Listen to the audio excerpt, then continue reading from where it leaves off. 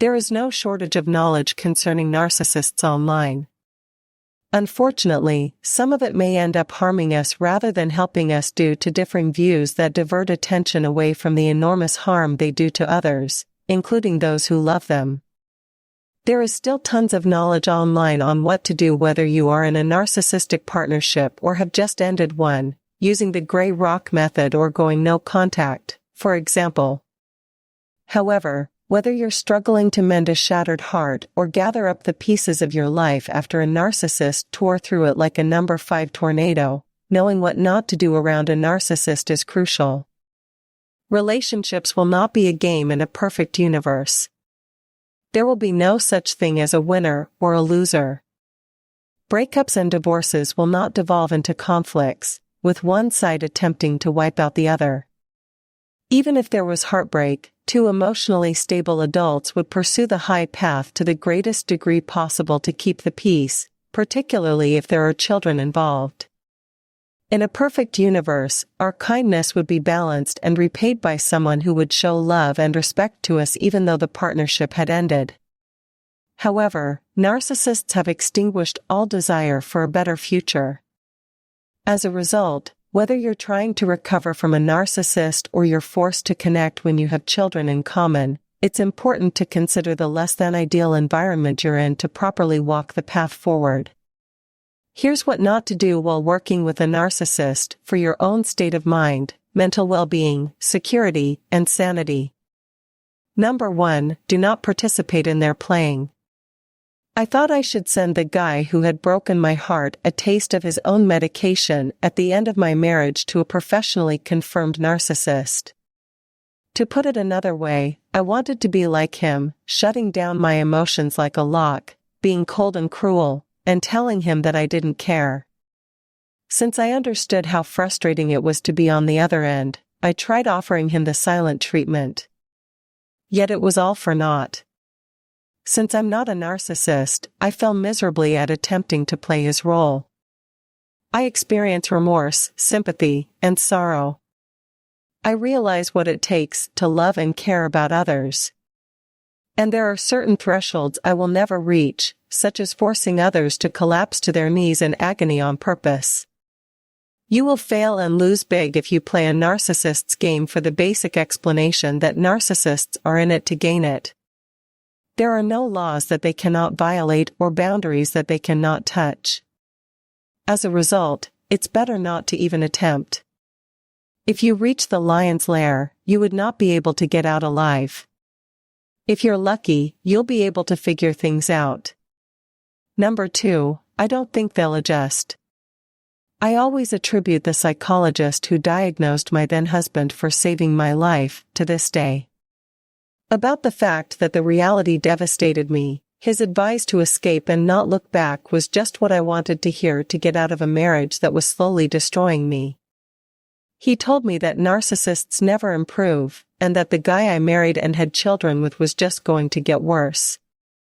Unfortunately, I felt inspired to bring the psychologist's idea to the test, and after initially leaving my husband, I returned in an attempt to preserve my marriage, thinking I was with someone who would do the same.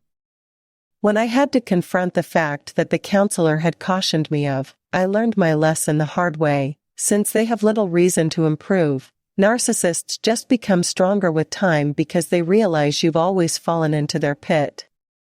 Furthermore, narcissists have no reason to hold up the charade when you've always seen them at their lowest, as their mask falls off. Number 3, should not accompany them to counseling.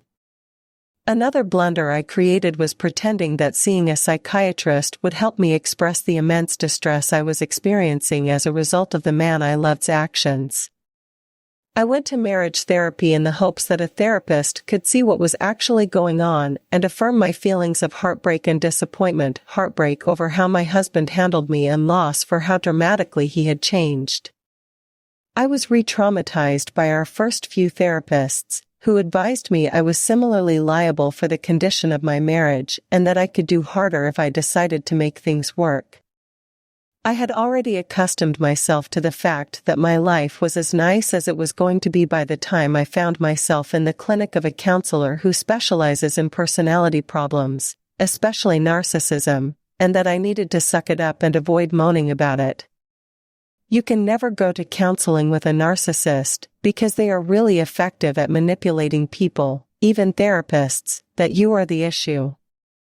A narcissist thinks they are flawless and can play the victim so convincingly that an uneducated psychologist, uneducated in the field of behavioral problems, which is more widespread than one would think, would be quickly manipulated.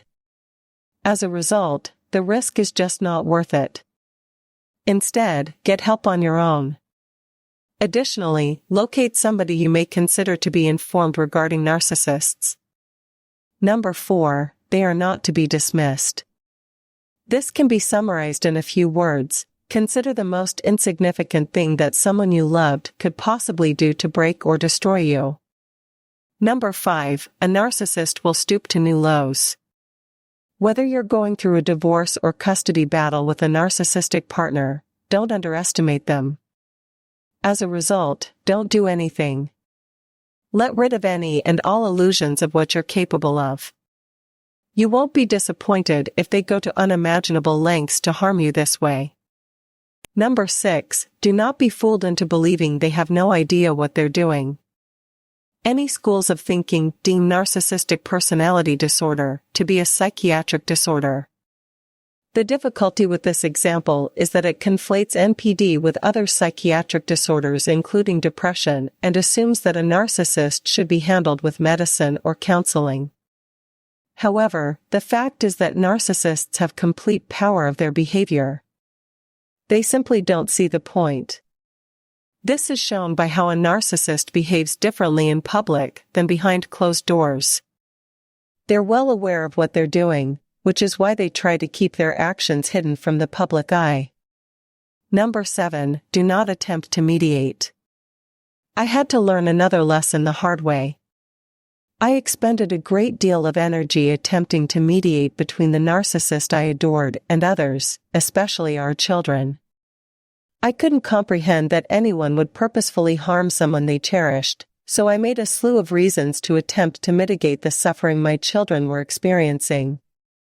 When my children were angry because of their parent, I would sit in the center and suggest something like, "He didn't intend to say that," or "Try not to take it too personally," which made my children feel the same way I did when anyone invalidated my feelings. Fortunately, the doctor who diagnosed my husband was able to make me see the light as it came to defending his cruel actions. He advised me to avoid mediating disputes between my husband and others. He advised me to tell my children that I was still by their side, no matter what. I was willing to truly be there with my children and assist them with their own distinct suffering caused by their father as a result of my choice to cease mediating. You don't have to be the main explainer for narcissists. So get out of the way of a narcissist and everyone else, because, contrary to popular belief, the devil doesn't need an advocate. Number 8, don't trust them when they tell you that you don't deserve something more. I might compose a whole video on how narcissists deceive us into believing we are incapable of a better partnership. But the bottom line is that they are attempting to persuade us about our worthlessness so that they can proceed to exploit us.